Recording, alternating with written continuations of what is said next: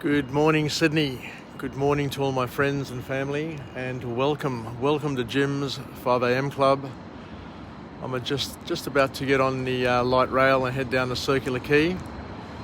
It's a little bit cooler today. I've got my beanie on. There's a gentle breeze, but there's certainly a chill in that breeze. So winter is on its way. I can feel it. I can sense it. And I love it. It's great to be able to experience the various seasons. And that's why I always love going to Greece, because in Greece you certainly get a taste of the four seasons. Anyway, I'm just settling in, just relaxing on the light rail, and we'll go on a walk and talk. And today's book summary is entitled Making It All Work. Making It All Work by David Allen, who's an author of note. He's written a couple of books, and his books are always interesting, and he has quite a few really good life hacks in those books. And what he does is he's got a quote in his book which basically reminds us of our human nature. And he says that it is the nature of human experience, which is always in some form of motion, to veer off course, sometimes in major, but consistently in minor ways. So we're always in motion, and typically, I guess we're all the same. What the author is suggesting here is that we're always in some form of distraction. We're always, just like this light rail is just taking this corner, we always veer off onto other paths along the main path that we're taking in our lives. And the author calls it, we're always in a form of distraction. We're constantly in a state of distractedness, is what the author says. And then we often wonder, how did it happen? We're on our path going to a certain place, and before you know it, you end up somewhere else.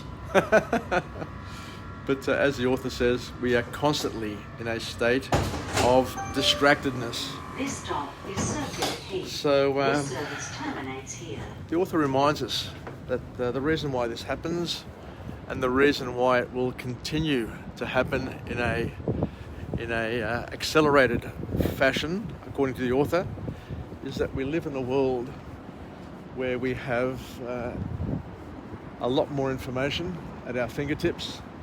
So we're surrounded by a lot more information and a lot more opportunity, and it's coming to us in rapid rates of time, and it's increasingly getting more and more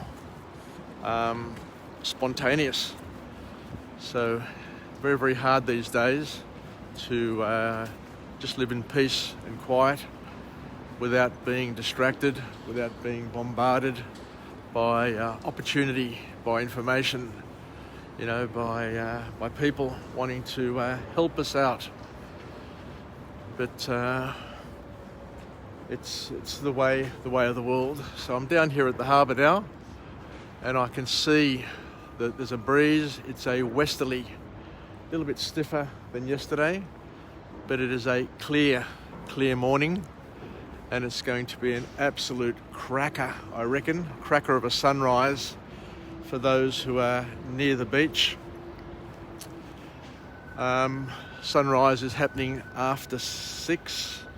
I start working at 6, so I won't get a chance to experience the sunrise this morning. We'll leave it for the weekend, hopefully, where I can go for a swim and experience the colder waters, because slowly the waters will be starting to get a little bit colder now. And So let's see how we go without being distracted, because I've all of a sudden got into a bit of a tangent here. So what else do we get from this book? So the first formal point to come out of this book is that we need to we need to realize that our full potential. So in order to realize our full potential, we need to combine hard work each day and manage and have the courage to aspire to greater things. I finally got it out. So yeah, hard work, but we also need to constantly be on the lookout to aspire to greater things, and not to basically just sit back and coast through our lives. The author reminds us that we need to be aware that we're surrounded by people who are either doers or dreamers.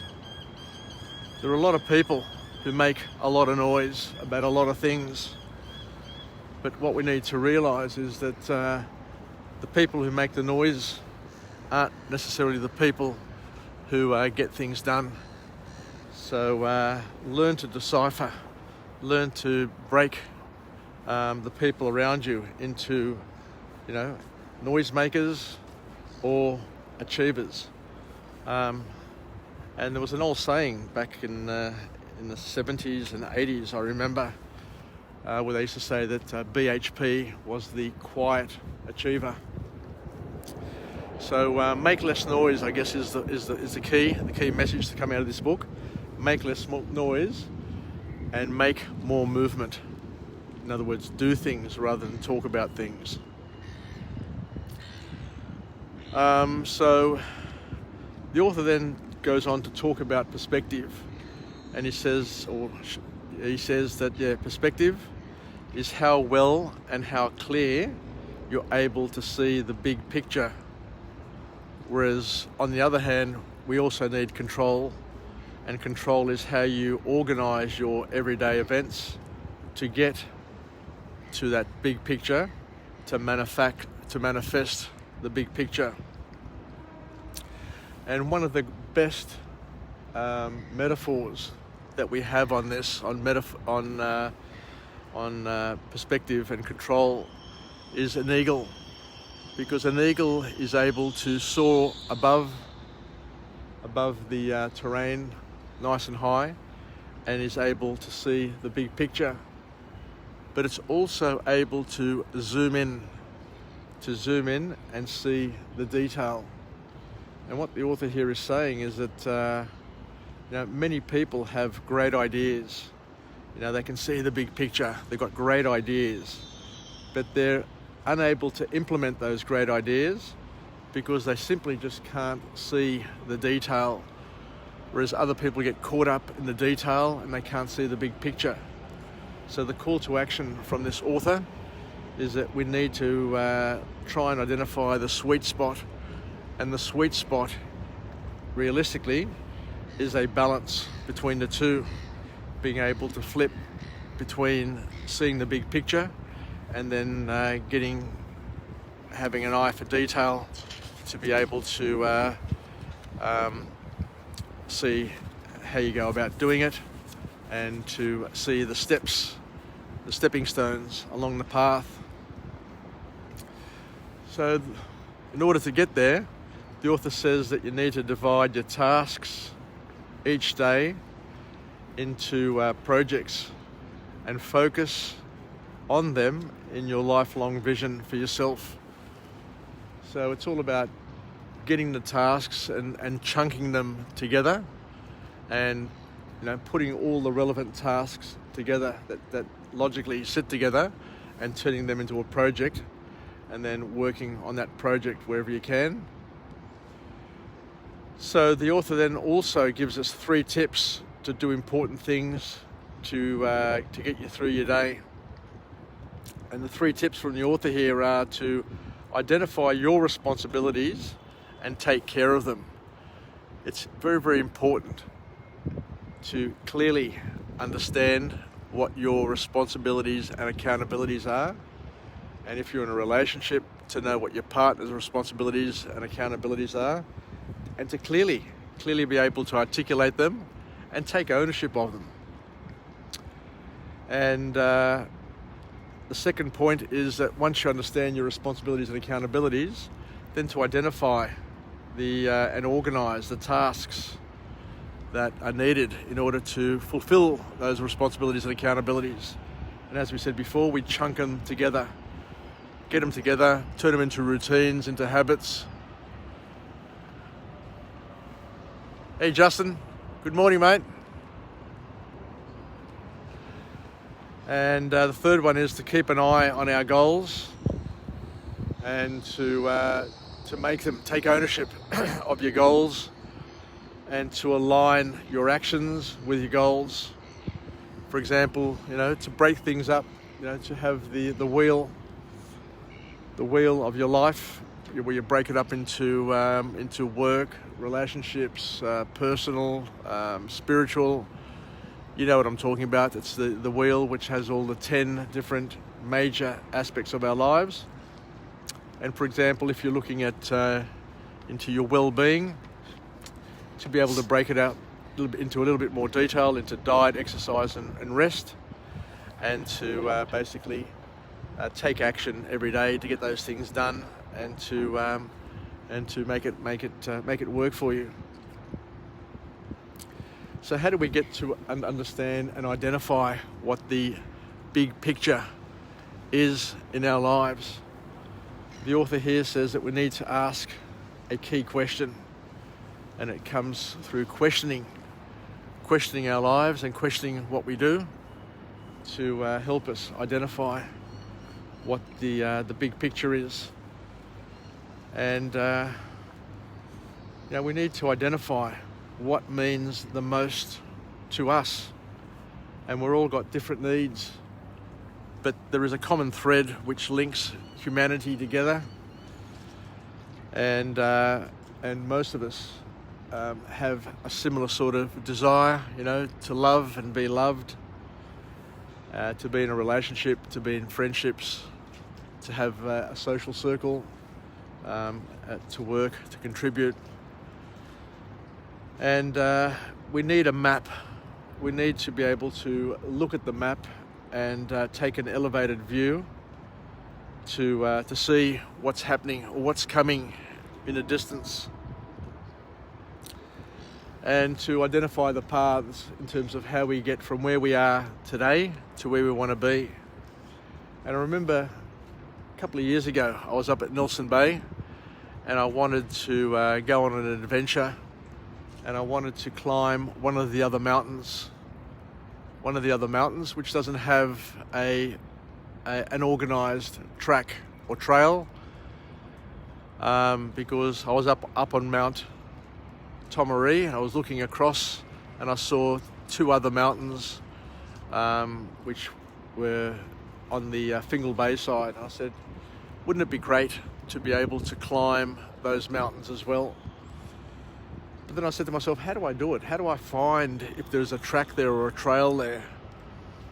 But and my knowledge of tracks and trails reminded me that each mountain has a runoff where the water runs down the mountain and it creates a path. And usually these paths are the ones that you can use to climb to the top of that mountain or that hill. So and then you say to yourself, well, how do you find it? Like the mountain is quite big and quite round. How do you find where that track or trail is? So what I happened to do is I pulled out my mobile phone, believe it or not, and I got into Google Maps and I was able to zoom in onto that particular mountain and go to the top.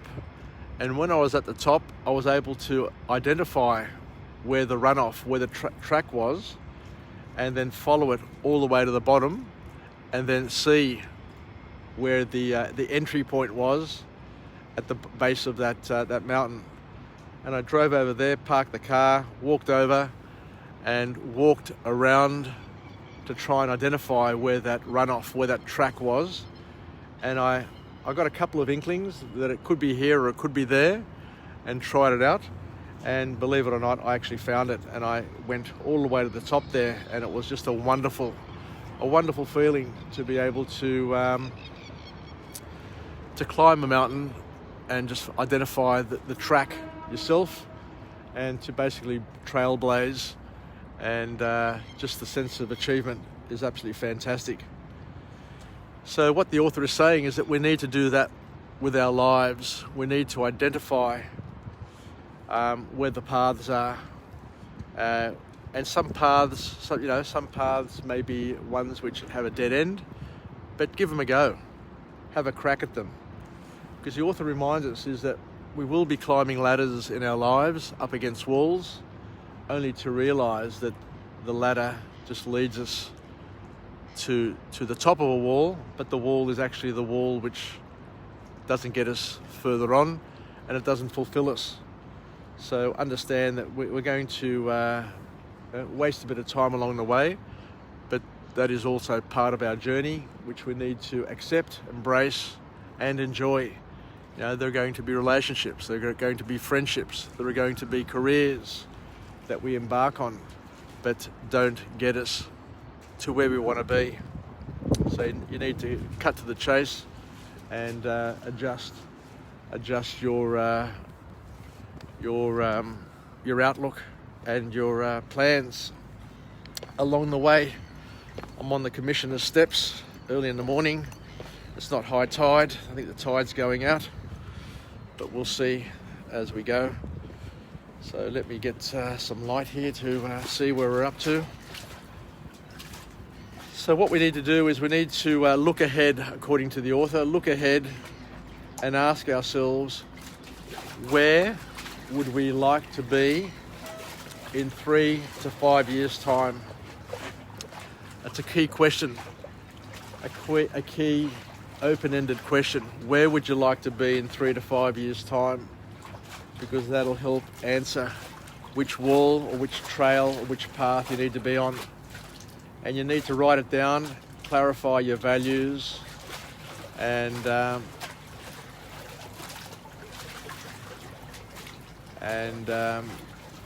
understand what you need to do, and to know what your values are.